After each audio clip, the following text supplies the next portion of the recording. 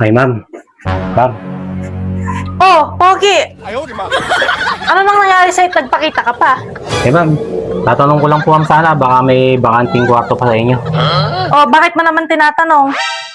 Uupa ma'am sana uli ako. Oo pa, pagkatapos mong umalis ng walang paalam.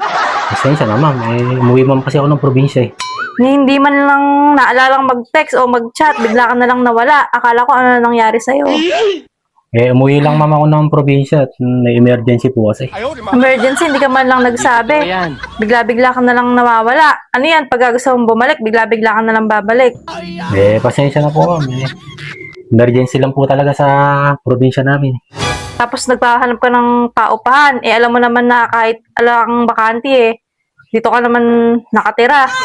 Siguro wala ka na namang trabaho, no? Kaya naisipan mo na namang bumalik. Oo nga po ma'am, binenta ko nga lang ma'am yung bibi ko doon sa kambing na alaga para lang may maipamasayaw dito sa Manila. Maghanap po ng trabaho. Kaya ma'am, nilapitan kita, baka may bakanting kwarto. Nako, pagka talaga ganyan, tawawalan ka ng trabaho, ako naalala mo. Hindi naman po sa ganun. Talagang nagka-emergency lang po talaga sa probinsya namin, sa Nueva Ecija. Emergency. Akala ko kung napano ka na, ano nangyari sa'yo? Bigla-bigla ka na lang nawawala. Patong na nga lang yung ibabayad mo sa akin, yung kaligayahan ko Bigla-bigla mo pa akong iiwanan. Pasensya naman, talaga emergency lang po ma'am talaga. Kilala ko ang excuse mo. Wala mang signal po ma'am doon, saka yung cellphone ko na ibenta ko. Kaya hindi ma'am ako napag-text o tawag. Nakakatampo ka. Alam mo naman na ikaw na nga lang yung kaligayahan ko, patong na nga lang Lalayasan mo pa ako bigla-bigla. Ano po nga, may bakante po ba o wala nga? Tagal-tagal ko nga nabakante, di ba? Kasi wala ka. Tatanungin mo pa kung may bakante. Patutuloyin niyo po ba ma'am ako? May magagawa pa ba ako? May bakante po ma'am sa mga apartment niyo? Sa mga apartment, ala na ang bakante. Alam mo naman laging punuan doon. Walang po ba ma'am? Saka yung mga ganyang style na walang trabaho, kung magkabakante, anong ibabayad mo? Wala rin naman. Paano kaya yun ma'am? Saan niyo? O dating gawi, dito ulit sa bahay. Hindi po ba ma'am nakakaya? Yun na nga. Samantalang nung umalis ka, hindi ka nahiya.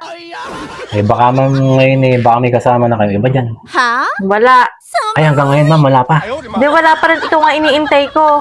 Baka sakaling bumalik ka. May naiwanan pa nga ma'am akong ibang gamit ko ma'am dyan, damit So nice. Ay, nako.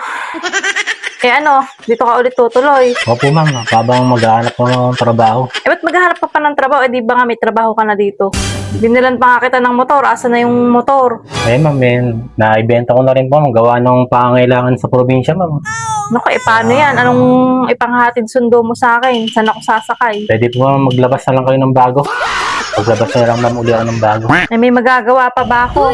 Sa itsura mo na yan. Mukhang ganun na nga. Gusto ko ma'am yung matic na, ayoko na ng manual. Para isang borotsahan na lang ma'am. Mabilis. Hayop ka talaga! Ikaw talaga, kahilig mo sa mabilisan. Pero ma'am, patutuloyin niyo po ba ma'am ako? Saka ma'am, ang layo ng biniyahe ko, hindi pa nga ako ma'am ako kumakain. Actually, nagugutom ako. Naku, kaya man pumatong ngayon. Kaya ma'am, kaso ma'am, papakainin niyo muna ako. Matagal na bakante. Opo, papakainin niyo muna ako ma'am. O sige na nga, wala naman na akong magagawa. Total, andito ka naman na nang matagal-tagal na bakante yung bodega. Yung stock food niyo ma'am. Oo. So Hindi, sapot-sapot na po ma'am. O sige, halika na, pumasok ka na ng Sige ma'am, nakapatong na. tatanggalan ko po ma'am ng sapot, saka yung lumot. Kukunin ko lang ma'am yung ibang gamit ko doon, ano? Hayaan mo na, bukas mo na kunin yun. Bukas na ma'am. Oo, saka mo na kunin yun. Sige po ma'am. Halika, pumasok ka na rin, makapaghugas na. Sige ma'am, nang makakain na at gutom na ako ma'am.